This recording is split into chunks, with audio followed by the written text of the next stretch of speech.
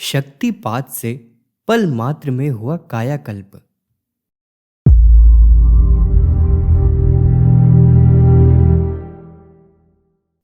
उन दिनों मैं राजकीय रेलवे पुलिस में डीआईजी के पद पर कार्यरत था।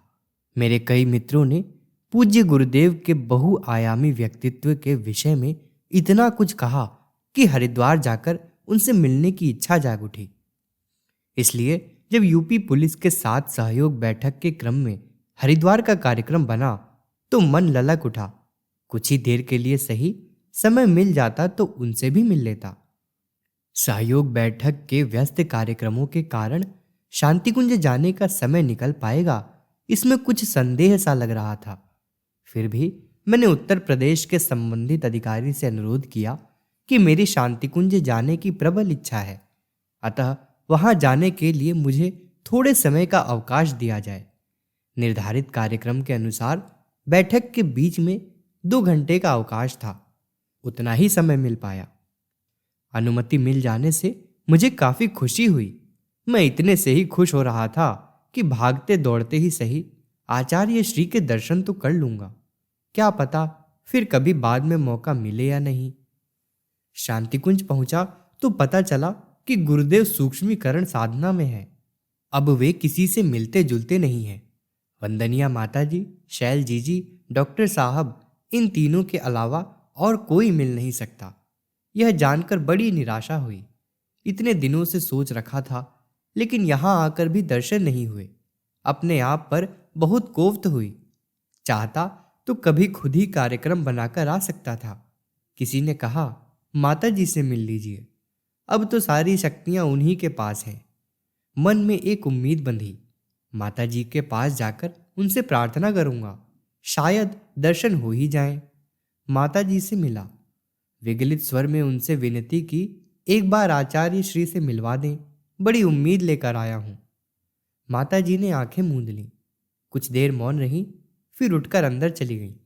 मैं चुपचाप बैठा भगवान से प्रार्थना करने लगा, हे भगवान, बड़ी मुश्किल से अधिकारियों को मनाकर यहां तक आया हूं। अब मुझ पर इतना अनुग्रह तो कर ही दो कि मैं उनसे मिल सकूं। पल भर के लिए ही सही एक बार उनके दर्शन तो करा दो प्रभु। मैं उधेड़ बुन में पड़ा अकेला बैठा हुआ था। थोड़ी देर बाद माताजी लौट आईं। उन्होंने हंसते हुए मुझसे कहा, जाओ बेटा, मिल लो, गुरुदेव ने तुम्हें बुलाया है। मैं उठकर तेजी से चल पड़ा।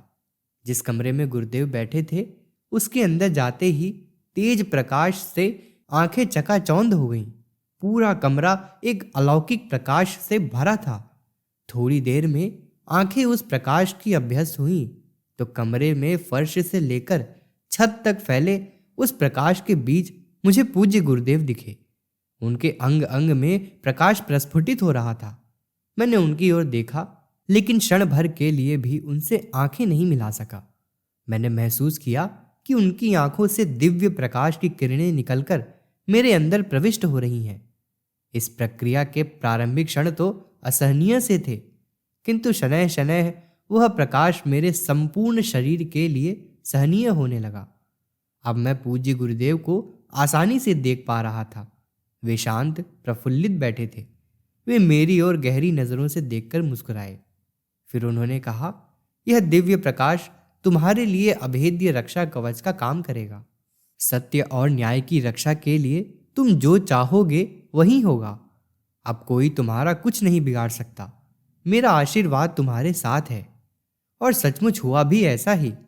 पहले मेरी कर्तव्य निष्ठा, ईमानदारी और शक्ति के कारण प्रशासनिक तथा राजनैतिक जगत की कुछ बड़ी हस्तियां मेरे विरुद्ध हो गई थीं, लेकिन पूज्य गुरुदेव द्वारा किए गए उस शक्तिपात से मेरे सभी विरोधी एक एक कर धराशायी होते चले गए और गुरु कृपा से मेरी चर्चा ईमानदारी तथा कर्तव्य निष्ठा के उदाहरण के रूप में होने लगी। प्रस्तुति शिवमूर्ति राय, सेवानिवृत्ति, डीजीपी, बिहार। अगर आपको हमारी यह वीडियो पसंद आई हो तो इसको लाइक करें, कमेंट और शेयर ज़रूर करें। साथ ही हमारे YouTube चैनल ऋषि चिंतन को सब्सक्राइब कर बेल आइकन भी दबाएं ताकि आपको आने वाले वीडियोस की नोटिफिकेशंस मिलती रहें। धन्यवाद।